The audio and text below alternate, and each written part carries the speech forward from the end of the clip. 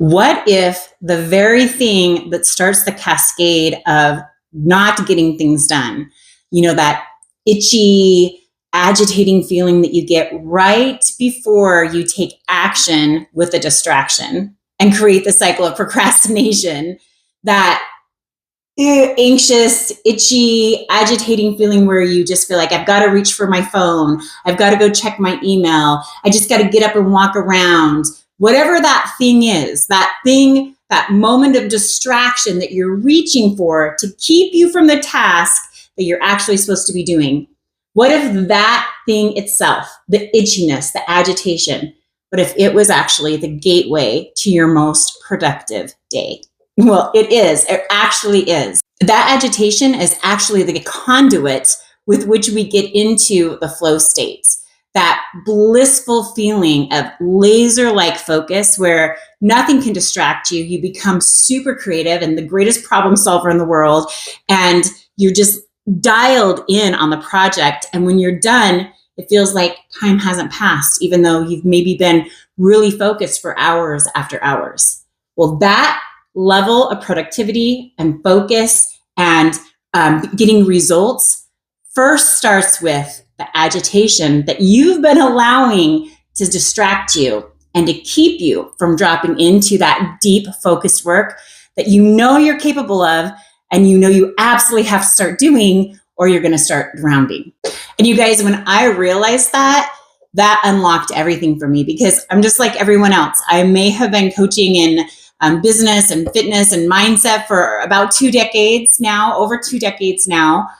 But I didn't learn this until the last few years. And when I started to recognize that uncomfortableness, that need to go do something in anything other than what I'm doing right now, what I'm trying to get finished right now, overcomes me, that is actually a gateway into flow. It's actually required to be able to get into that level of focused work is to first be agitated. And so when you realize that agitation allows me to get into my deepest level of productivity, then the agitation is something you can deal with. You can embrace and allow to be with it for just a few minutes until it passes and you drop into flow. So reframing that agitation is key. It's super powerful. Once I understand that this discomfort is a gateway to my next thing, then I can sit with that discomfort. I can just wait for the discomfort to pass. We actually know that most agitation, emotions, discomfort that we have internally like that will pass in 7 to up to 20 minutes, usually in that 12 to 15 minute range. And if you can just be patient enough to keep with the discomfort, then you will drop into that highest productive level you can be, into a flow state, and be able to just bang out that project that you've been just procrastinating over and wringing your hands about. So stick with the discomfort. Now, there's actually a couple tools you can use to get through that discomfort that will make it a lot easier. And these are high-level tools. So I use this with my clients all the time to help them with distraction that's creating procrastination and really ruining their productivity and work, and quite frankly, destroying their personal lives as well, because they don't have the time with the family that they want. But it comes from ACT, which is acceptance commitment therapy. It's a tool that's used with addiction. And if it can be able to help a person through addiction and come into recovery, then obviously this tool can help you wrestling with your email, not wanting to do the project or the proposal that's in front of you that you're supposed to be doing. So these are very powerful tools, and I definitely encourage you to start utilizing them. If you have questions after watching this video, feel free to message me as well. I'll give you a quick little rundown. Maybe just share a handout that I send over to my clients after we go through their session when I introduce this to them. So obviously in a video like this, I have to keep things super simplistic. This is a very complex thing that's going on in our brain, but the tools you'll use are very simple and powerful. So just use these tools. You don't need to know all the background of why they work, right?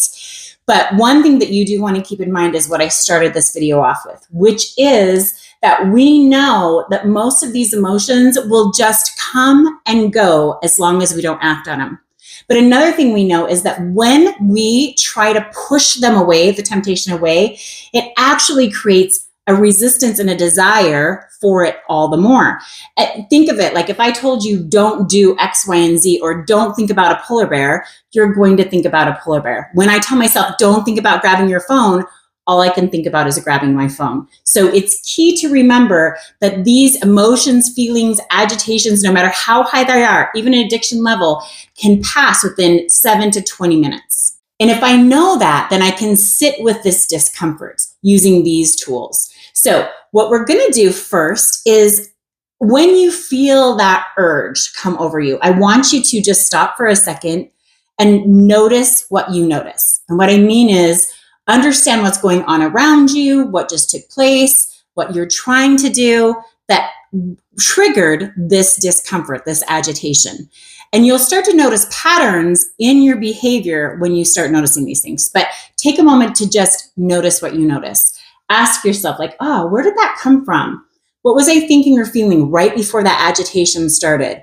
Was there a trigger that was common with the last thing? What is it about this scenario that all of a sudden I feel that angst to go distract myself? The next thing I want you to do is really notice how that feels.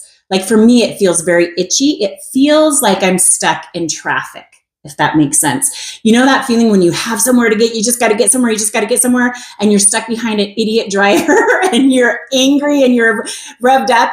That agitation, that's what I feel like when that struggle phase is what we call it in flow science. That struggle phase hits me. As I drop into the struggle and my brain starts to want to pull me away from the deep work I'm about to do, I start to feel agitated the same way I would in traffic. So ask yourself, check in. What is it that I'm actually feeling? Where do I feel that? That kind of seems silly and woo-woo, but it's super important because as you become really aware of what you're feeling and why you're feeling it, you can address it further down the road after you get these tools implemented and stop that distraction dead in its tracks. You can do some more work on why you were feeling it, right? But this tool will help it stop dead in its tracks for now. So once you realize where that agitation is coming from, or what the trigger might be, or what you suppose it is, I want you just to think about it. Just notice it. Just be curious about it. You don't need to push it away. You don't need to try to resist it. You don't need to give into it. This is your moment in time where you get to decide what your next response will be. Will it be a response that aligns with the person you're working to become? Or will it be a response that aligns with the frustrated person who feels disappointed at themselves all the time? So ask yourself, where is this coming from and what will I align with? Now, all of this that I just talked about can be going on in a minute or less, right? Recognizing the trigger, recognizing how you're feeling, doing a check-in here. But then you're going to do something called surfing the urge. Now, surfing the urge is a term that you can go look up online. You can go into detail, but I'm going to give you a really quick synopsis of how to do this. But surfing the urge is just a way for us not to fight what we're feeling and to keep our mind busy while that feeling and emotion passes. And so just kind of close your eyes and you're going to ask yourself, okay, what am I feeling? What are my thoughts about this? What am I hearing in my head? Because you're going to have a lot of chatter going on in your head.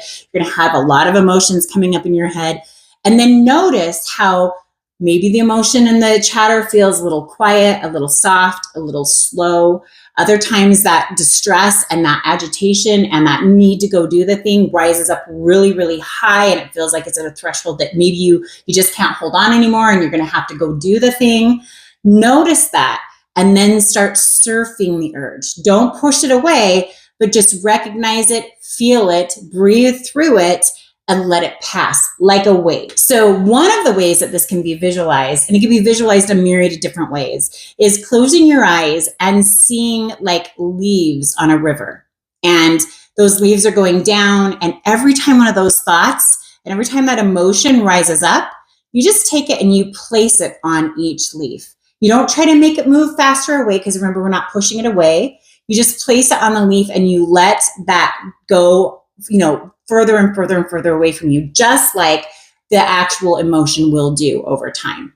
Or you can think of it as a wave coming in. Maybe as that swelling feels so strong and you feel like, oh my gosh, I'm only 2 minutes into this and I don't think I can handle this anymore. It's too much. I just need to go do the other thing. I can't sit at this desk anymore. Then actually just notice that as a wave. Think of it as a wave rising up higher and higher and higher, and you're just riding the wave. You're just going to come back down like a surfer, and you're just going to ride the wave up and down until it passes. So in that wave surfing or urge surfing, what you're doing is you're giving something for your mind to do while you become comfortable with the discomfort. And what I mean by that is really this is training your brain that when this discomfort comes, I am in control. I don't have to give into the discomfort and reach for my phone or whatever that other thing is that you're reaching for that is not in alignment with who you're working to become. And it is pulling you away from having the ability to accomplish that. And when that overwhelming urge comes, I actually have control of my response. And the surfing the urge gives something for your mind to do while you wait for the urge to pass. And it trains you that this too will pass, and I am somebody who can overcome it while just wading through it.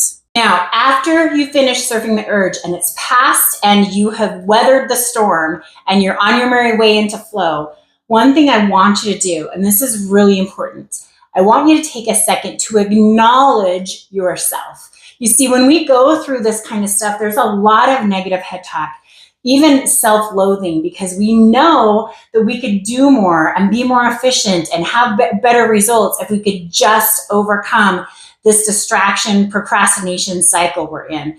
And so now I want you to take the victory. And I want you to take just a moment to be like, oh my gosh, Alicia, look at what you just did.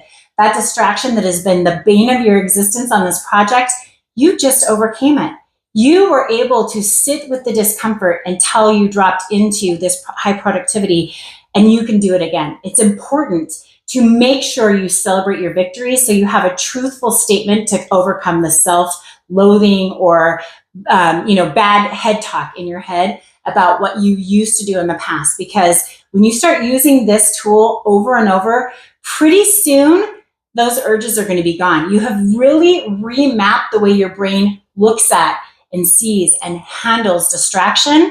And in that rerouting, pretty soon you will have been completely victorious. But on the way to doing that, it's important that you have these little bits of truth where you're able to remind yourself, the truth of the matter is I can overcome this really uncomfortable feeling, and I can sit with it until I get into my flow and have amazing high productive days. If I just sit with it, don't try to push it away, surf the urge until it passes, and then drop into flow.